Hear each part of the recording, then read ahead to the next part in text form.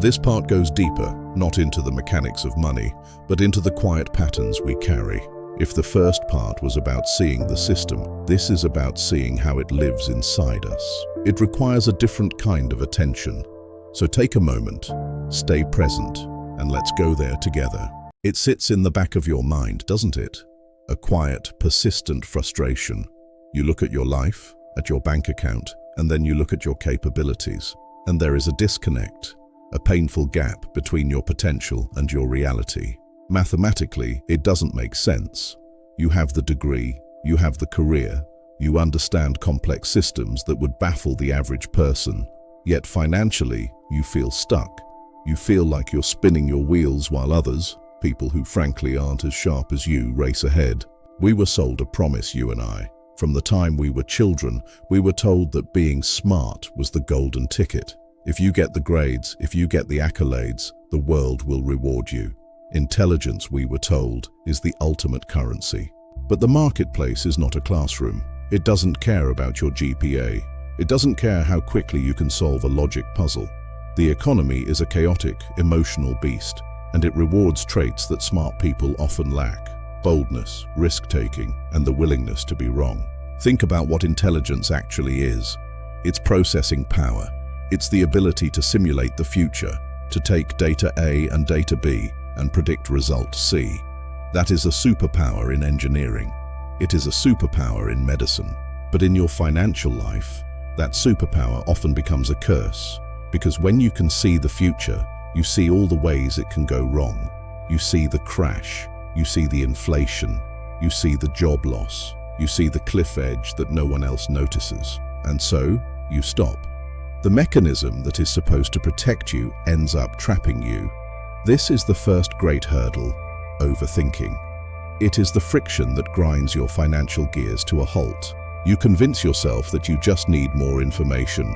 If you just read one more book on investing, if you just analyze one more chart, if you just listen to one more expert opinion, then, and only then, will you be ready to act.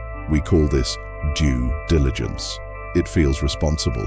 It feels like work. But let's be honest with ourselves right now. It is not work. It is procrastination dressed up in a suit. It is fear intellectualized.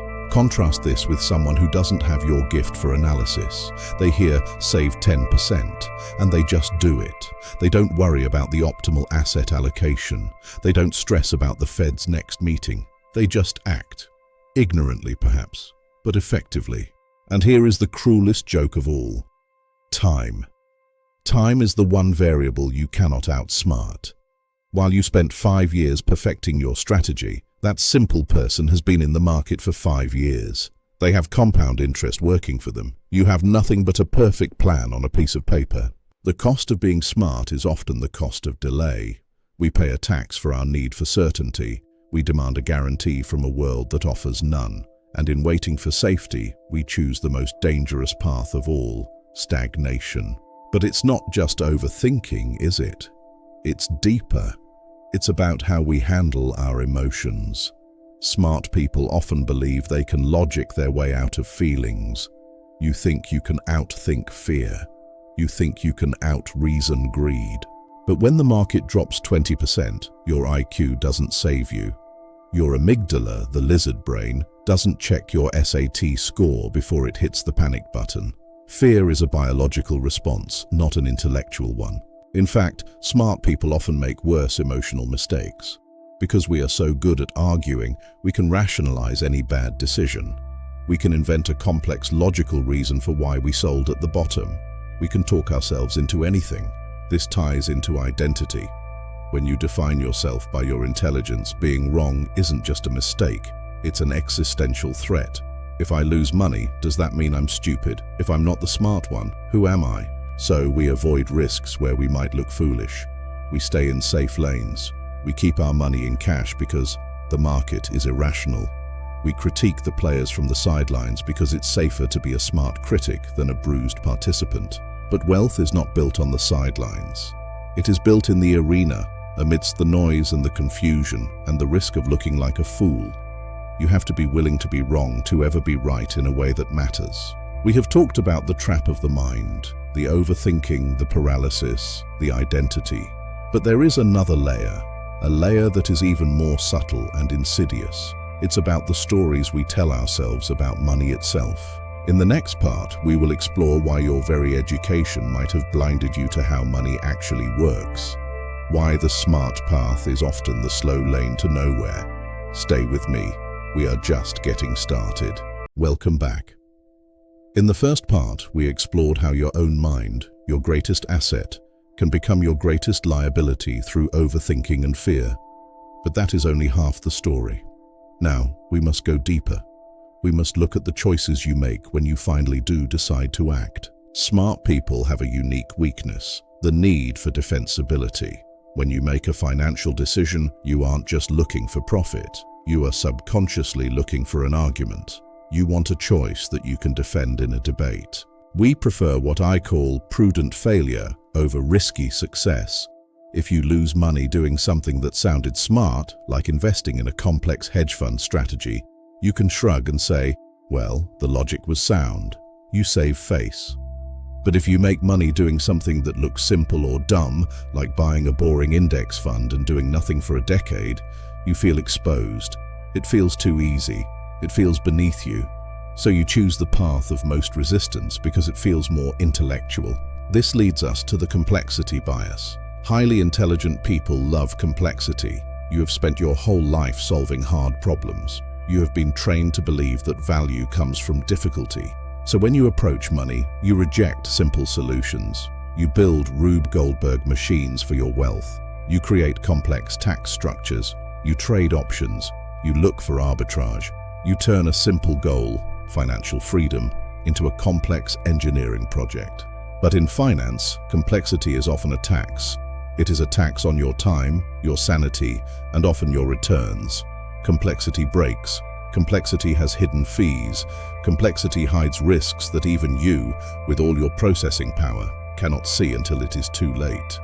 The irony is that the most successful investors often seek radical simplicity. They know that a simple plan you can stick to is infinitely superior to a perfect, complex plan that you will abandon when things get tough. Simplicity is not stupidity, it is the ultimate sophistication. Then there is the optimization trap. You are an optimizer.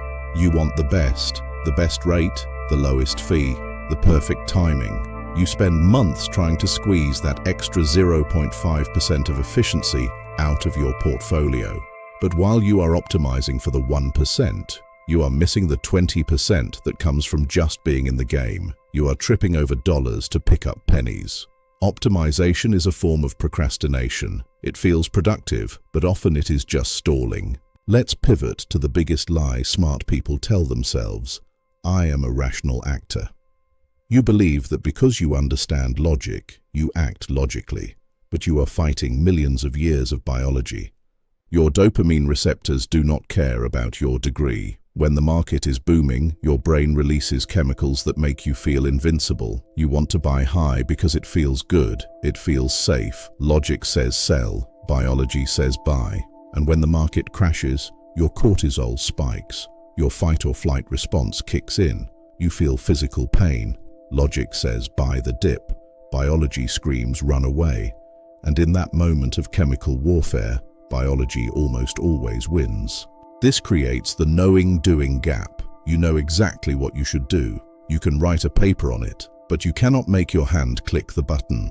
Being smart allows you to understand the theory, but it doesn't give you the emotional discipline to execute the practice. It is a humbling realization.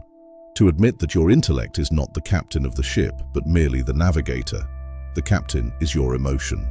And if the captain panics, it doesn't matter how good the map is. So if logic fails us, and complexity traps us, and our own biology fights us, what is the solution? Is there a way to use your intelligence to build wealth without falling into these traps? Yes. But it requires a radical shift. It requires unlearning much of what you think makes you smart. In the final part, we will dismantle the ego and rebuild a strategy that actually works. Join me for the conclusion. We have spent the last 10 minutes dismantling the smart investor. We have seen how your intellect traps you in analysis paralysis and how your biology betrays you in the heat of the moment. So the question remains, how do we fix it? The solution is not a new algorithm. It is not a better spreadsheet. The solution is something much harder. It is what I call the ego death. It is the willingness to admit that you, yes, you, with the high IQ, cannot beat the market. This feels like defeat. To a smart person, accepting the average market return feels like settling for mediocrity. You think, I am smarter than average, so I should get better than average returns. But the market is not an IQ test. It is a complex adaptive system, and the math is brutal. Over a 20-year period, 90% of professional money managers, people with teams of PhDs and supercomputers, fail to beat the index. So, if the pros can't do it, what chance do you have? The smartest move is not to play their game. The smartest move is to choose the path that feels dumb, the path of radical simplicity. I call this the courage to be boring. Buying a diversified index fund and holding it for 30 years is incredibly boring. It offers no dopamine hit. It offers no cocktail party bragging rights. You cannot tell your friends at dinner about your killer trade. In fact, you will feel foolish. While your friends are talking about crypto or options or the next AI stock that went up 100%, you are sitting there with your boring 8% return. You will feel like you are missing out. But wealth is not built in the explosive moments. It is built in the quiet, boring years of compounding. It is the tortoise and the hare. The smart hare runs in circles, exhausting himself. The dumb tortoise just keeps walking. This brings us to the core concept, intellectual humility. True intelligence is not knowing everything. It is knowing what you do not know. It is recognizing the limits of your own foresight. Socrates said, I know that I know nothing. In finance, this translates to, I know that I cannot predict the future. Once you accept that, you stop trying to outsmart the market and you start trying to outlast it. You shift from a get-rich-quick mindset, which is driven by arrogance, to a get-rich-slow mindset, which is driven by humility. You realize that time is your only true edge, not your IQ, time. When you zoom out to 30 years, the daily noise fades away. The crashes, the headlines, the panic, they become just blips on a chart that goes up and to the right. But you have to survive the blips to see the chart. So let's redefine what it means to be smart with money. Being smart is not about complexity. It is not about prediction. It is not about beating the system. Being smart is about discipline. It is about emotional control. It is about setting up a system that protects you from your own worst instincts. It is about being humble enough to be simple and brave enough to be boring. If you can do that, if you can lay down your ego and pick up discipline, then your intelligence will finally work for you instead of against you. You will stop struggling and you will start building. The struggle is not in the market. The struggle is in the mirror. Win that battle and the money will follow. If this series made you rethink your approach, consider subscribing. We explore these hidden patterns every week. Being smart isn't enough. We have to be wise. Thank you for watching. Understanding isn't always the problem. Sometimes people see clearly and still choose what feels familiar. That's where comfort quietly takes over. Most of us spend our entire early lives chasing one specific feeling, comfort. We work hard in school, we fight for that first job, we save, we plan, all to reach a point where the struggle stops. And when we finally get there, when the bills are paid on time and the weekends are ours, it feels like a victory. It feels earned. We tell ourselves, I built this. I deserve to rest here. But there is a silent danger in believing that comfort is the finish line. We treat it as the destination, the place where we can finally exhale and stop pushing. But comfort is not just a reward. It can quietly become a cage. The moment we feel we have arrived, the moment we stop scanning the horizon for what's next, is often the exact moment we stop moving forward. We settle into the warmth of what we have built, not realizing that the warmth is slowly putting us to sleep. There is a fundamental, almost biological tension between safety and growth. They are rarely friends. In fact, they are usually at war with each other. Safety asks you to stay where you are. to repeat what worked yesterday, to avoid the edges of the map where the dragons might be. Growth, by definition, requires you to leave what is known. It demands that you step into uncertainty. When we prioritize safety above all else, we are making a trade, often without realizing it. We are trading our potential for predictability. We choose a known present over an unknown but potentially greater future. And while safety feels good in the moment, it lowers our cortisol, it calms our nerves, it doesn't build wealth. It preserves what exists, but it cannot create what comes next. Growth requires a level of exposure that safety forbids. Stability is addictive. It has a gravity to it that is hard to escape. Once you have a routine that works, a paycheck that appears effectively by magic every 2 weeks, it becomes incredibly difficult to imagine life without it.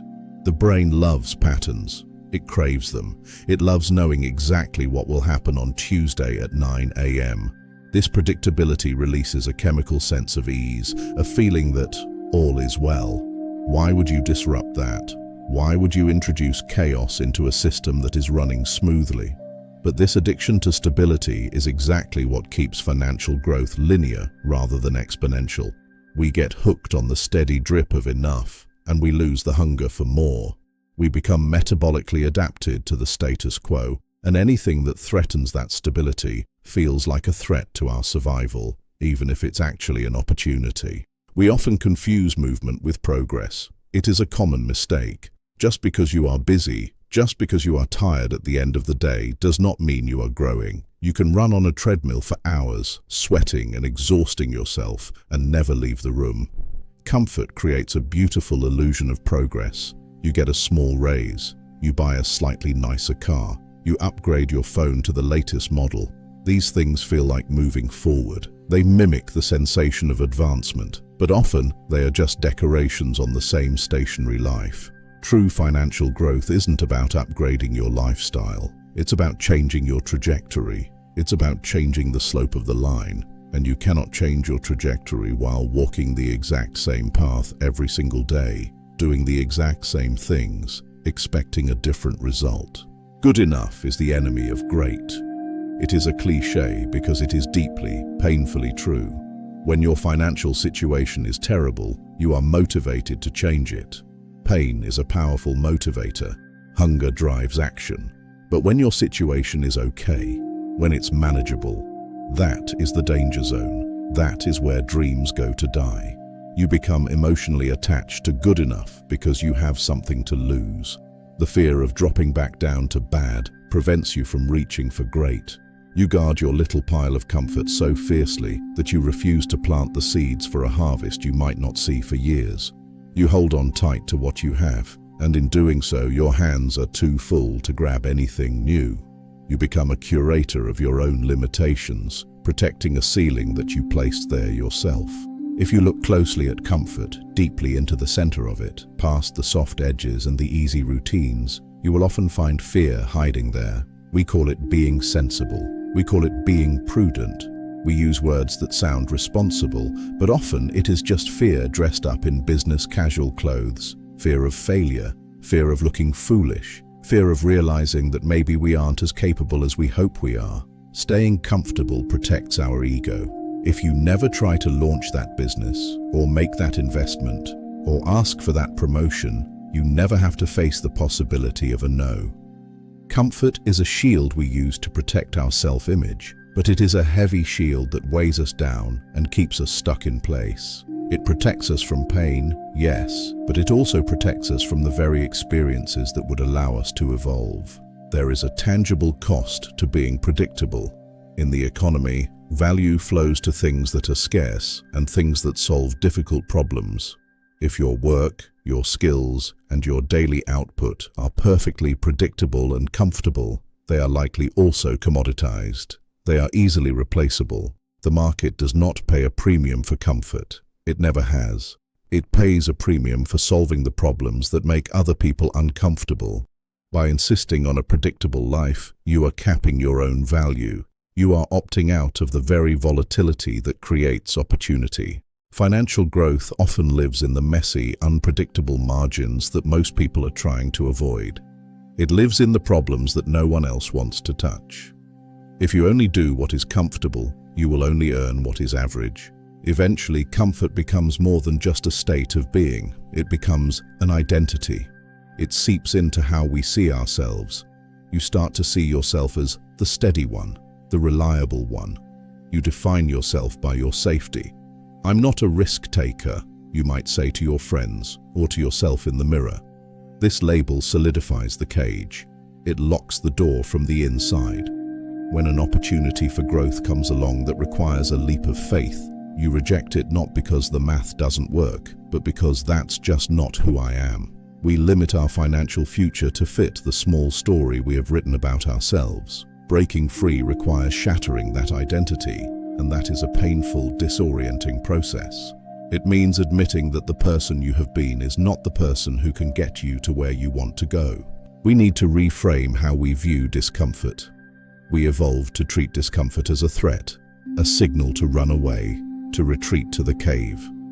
But in the modern world, specifically in the pursuit of financial growth, discomfort is often a compass. It points north. That tight feeling in your chest when you're about to take a risk, that uncertainty when you're learning a new difficult skill, that is not a warning sign to stop. That is the growing pain of your potential expanding. If you haven't felt that in a while, if everything feels easy and familiar, you have stopped growing. You have plateaued.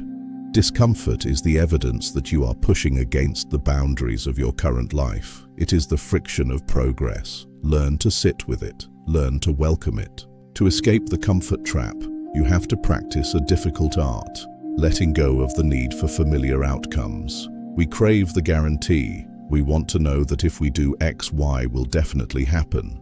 We want a contract with the future, but high-level financial growth is probabilistic, not guaranteed. It is a game of odds. You have to be willing to act without knowing the ending. You have to be willing to invest time and money into things that might fail. This detachment from the outcome is terrifying to the comfortable mind, but it is the only way to access the asymmetric returns that change lives. You have to trust your ability to handle the unknown more than you trust the safety of the known. You have to bet on your own resilience, not on the world remaining static. True security is not found in a job you can't lose or a bank account that never changes. That is fragility disguised as safety. It is an illusion. The world changes. Industries vanish. Currencies fluctuate. If your security relies on nothing changing, you are incredibly vulnerable. You are one disruption away from ruin. Real security, resilient security, comes from your ability to adapt, to learn, to endure discomfort, and to create value from nothing. It comes from knowing that you can handle chaos. When you build that kind of internal security, you no longer need the external comfort of a predictable routine. You become free to take the risks that lead to real wealth, because you know you will be okay no matter what happens. You carry your safety with you, inside you, rather than looking for it in the world. Comfort feels like a friend, a warm blanket on a cold day. But often, it is a ceiling. It keeps you safe, yes, but it also keeps you small. It whispers that you have enough, that you are enough, and that you should just stay put. And maybe for some, that is true. Maybe that is enough. But if you are watching this, I suspect you feel that itch, that sense that there is more for you on the other side of fear. Don't let the warmth of your current life lull you into a sleep you never wake up from. Wake up, step out into the cold. If this made you question what feeling safe really means, consider subscribing. The next video explores another pattern most people never notice. Until then, ask yourself, is your comfort protecting you or is it trapping you? Comfort rarely appears on its own. It's often built from the rules we were simply given, structures of thought we walked into long ago, and perhaps never thought to question until now. Think back to when you were very young, before you had a bank account, before you had a job, before you even understood what an economy was. You were already learning about money. You were watching. You were listening. You saw how the adults around you handled it. Was it something spoken about with joy, or was it a source of silence? tension, maybe even fear. We absorb these lessons before we even know how to speak. We learn that money is scarce. We learn that it is hard to get. We learn that wanting it makes you greedy or selfish. These aren't facts, they are stories. Stories we were told before we could ask if they were true. And because we learned them so young, we don't even recognize them as beliefs. We just think that is how the world works. We think struggle is the default state. But it isn't. It is just the story you inherited. You are living out a script written by people who were likely just as confused and scared as you feel now. There is a hidden curriculum in every household. It's not written on a chalkboard. It's written in the heavy sighs of a parent sitting at the kitchen table, paying bills late at night. It's written in the refusal to buy something small because we can't afford it, not just today, but ever. It is written in the subtle comments about rich people being lucky or crooks. This curriculum teaches us our place in the world. It teaches us what is possible for people like us and what is not. We carry these invisible boundaries with us into adulthood.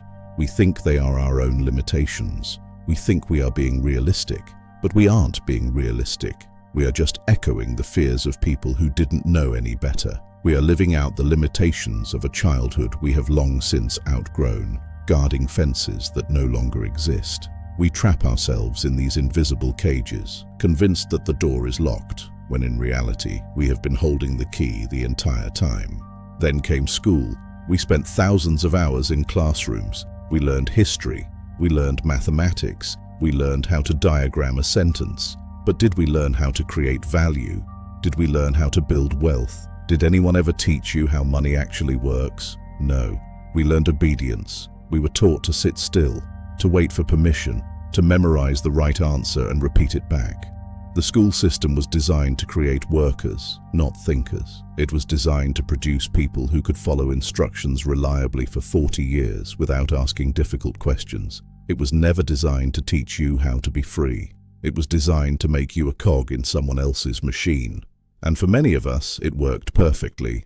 We are still waiting for permission to be successful. We are still waiting for a teacher to grade our paper and tell us we did a good job.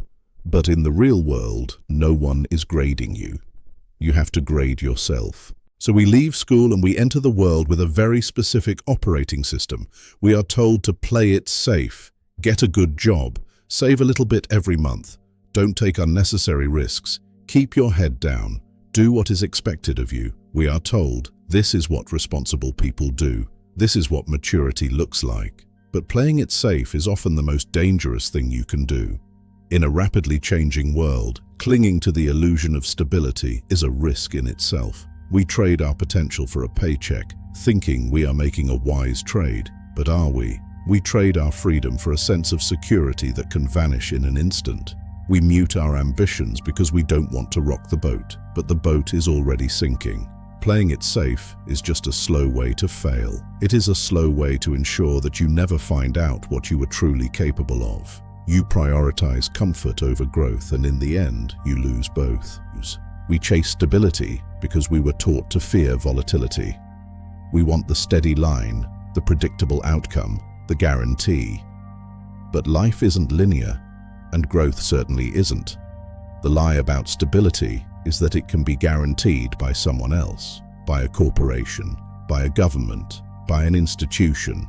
We hand over our agency in exchange for this promise. But when the ground shifts, when the economy turns, when the job disappears, when the industry changes, we realize that the stability was never really ours to begin with. It was just a rented comfort. We were tenants in our own lives, relying on a landlord who could evict us at any moment. True stability only comes from your own ability to create, to adapt, and to produce. Anything else is just an illusion we use to sleep at night. Real security is not a job, it is a skill set. It is the confidence that no matter what happens, you can figure it out. Why do we fear stepping out? Why do we fear the unknown? Because we were taught that risk equals danger. We conflate the two. We think they are the same thing. But risk is simply the price of opportunity. It is the admission fee for growth. Danger is different. Danger is the possibility of irreversible harm. They are not the same. Starting a business is risky. Investing is risky. Changing careers is risky. But staying in a place where you are unhappy, underpaid, and unfulfilled, that is dangerous. That is a danger to your spirit, to your potential, to your future self. Yet, we are wired to avoid the risk and walk blindly into the danger of a life unlived. We choose the slow death of mediocrity over the sharp intake of breath that comes with feeling truly alive. We choose the familiar pain over the unfamiliar possibility. And that choice is the most dangerous one of all. And then there is the morality of it all. Somewhere along the way, many of us internalize the idea that there is something noble about struggling, that money is inherently corrupting, that to want more is to be less of a good person. We equate poverty with purity. This is a powerful mechanism for keeping people in their place. If you believe that wealth is evil, you will subconsciously sabotage every opportunity you have to create it. You will push it away. You will find a way to lose it, because deep down, you want to be good more than you want to be free. You want to belong to the tribe of the righteous strugglers. But there is no nobility in suffering if you don't have to. You can do more good with resources than you can without them. Money is just a tool. It amplifies who you already are. If you are good, it allows you to do more good. If you are generous, it allows you to be more generous. Poverty does not make you holy, it just limits your options. We are social creatures. We crave connection. We want to belong. The herd offers safety. The herd offers validation. To do something different with your money, to invest when others are spending, to build when others are relaxing, to study when others are entertained, is to stand out. And standing out feels dangerous to our primal brain. It feels like we are exposing ourselves to criticism, to judgment. Who does he think he is? Why can't she just be happy with what she has? The fear of this judgment keeps more people poor than any lack of ability ever could. We would rather be broke and accepted than wealthy and questioned. We shrink ourselves to fit into the boxes other people have made for us. But you cannot build an exceptional life by doing what everyone else is doing. You have to be willing to be misunderstood for long periods of time. That is the price of admission for a life that is truly your own. These beliefs about safety, about risk, about morality, about belonging, they don't just stay in our heads. They aren't just thoughts. They become our behaviors. They manifest in the real world. They become the way we hesitate before making an investment, the way we apologize for asking to be paid what we are worth, the way we sabotage our own success when things get too good. We think we are making logical decisions based on the numbers, but we aren't. We are acting out a script that was written for us years ago, a script we never directed. We are puppets pulled by strings we cannot see. Until you see the strings, you will never be able to cut them. You will keep repeating the same patterns over and over, wondering why the math never works out. You will change jobs, change cities, change partners, but the pattern will follow you because the pattern is in you. It is in the operating system you are running. The moment of change happens when you stop looking at your bank account and start looking at your beliefs. When you ask, is this true, or is this just what I was told? The rules of money have changed. The advice that worked for your parents, go to school, get a steady job, buy a house, retire at 65, is largely broken. That contract has been cancelled. The world doesn't reward obedience anymore. It rewards creativity. It rewards leverage. It rewards those who can solve problems. The old map doesn't lead to the new destination. If you keep following the old map, you will just end up lost. You have to be willing to throw it away. You have to be willing to write your own rules, to define what success looks like for you, not for your parents or your teachers or your neighbors. You have to be the author of your own life, not just a character in someone else's story. It is terrifying, yes, but it is also where the magic happens. Learning to think independently about money is a lonely path at first. It is not a crowded road. It means unlearning decades of programming. It means being willing to look foolish to people who are still following the herd. It means taking responsibility for your own outcomes, completely. No one is coming to save you. No one is going to give you permission to be wealthy. You have to grant that permission to yourself. You have to decide that you are capable of understanding this game and that you are worthy of winning it. You have to trust your own judgment more than you trust the consensus. That is the hardest part, but it is also the only way out. The moment you take full ownership of your financial mind, you become dangerous, you become free, you become the exception to the rule. And once you see the world this way, you can never unsee it. You can never go back to sleep. If you feel like you've been working hard but standing still, know this: you are not failing. You are simply following instructions that were never designed to help you succeed. You were taught the wrong things. You were given a manual for a world that no longer exists. But everything you have learned can be unlearned. It takes time, it takes patience, and it takes courage. But you have those things. You just need to apply them here. If this made you question what you were taught about money, subscribe. The next video brings everything together. Let's start this journey properly. You are ready. It's time to wake up. The patterns we live by are not flaws. They are simply instructions we were given long before we knew how to question them. But seeing them clearly, that is where the real work begins. If this series helped you find that clarity, you already know what to do next.